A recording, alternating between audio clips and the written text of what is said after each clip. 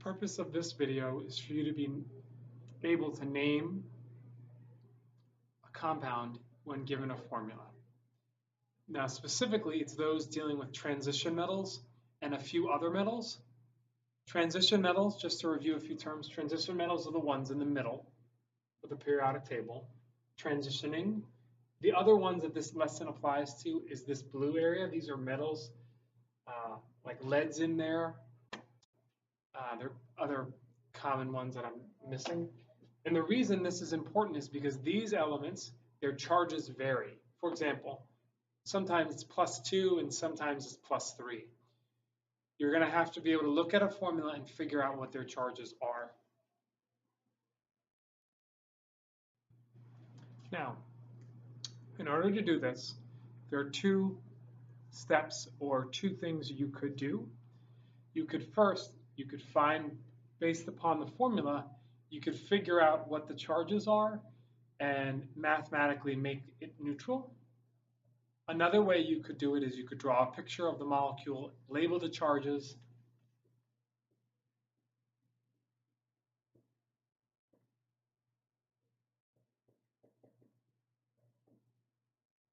and neutralize it.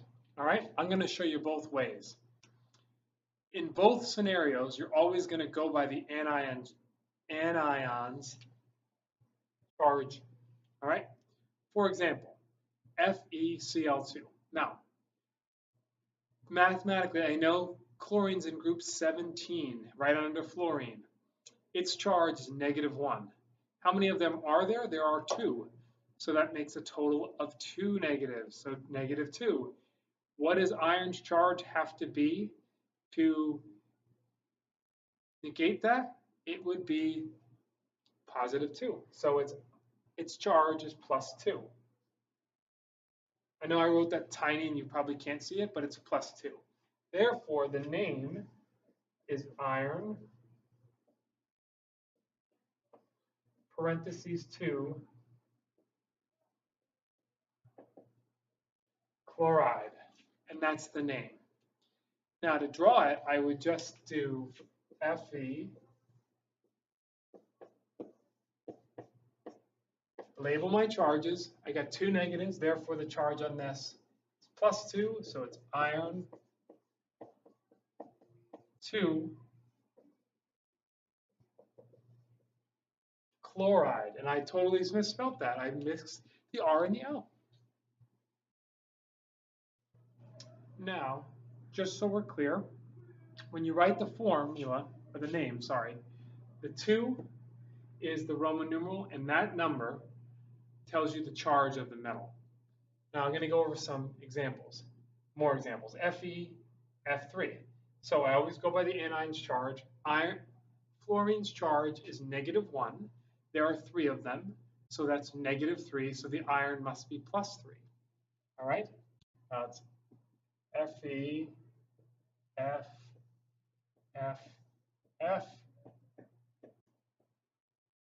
So that's iron, Roman numeral 3, fluoride. All right, iron 3 fluoride. Now, this is manganese. There are 2 oxygens it's with. The oxygen's in group 16. So 16's got a -2 charge. There are 2 of them. Therefore, it's going to be manganese 4 oxide. All right. Now,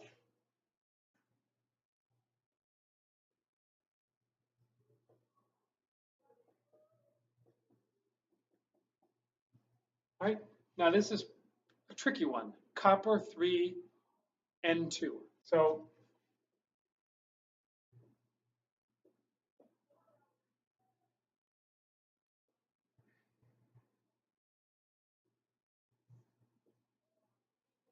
now I go by the anion's charge. There are 2 nitrogens, and they are both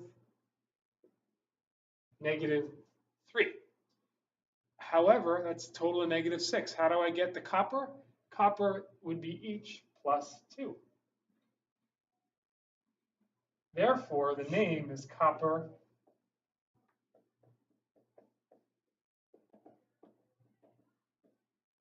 copper 2 nitride. So in all of them, the general form is the name of the non-metal, the name of the metal, the Roman numeral, and then the anion's name with that "ide" at the end. Thank you.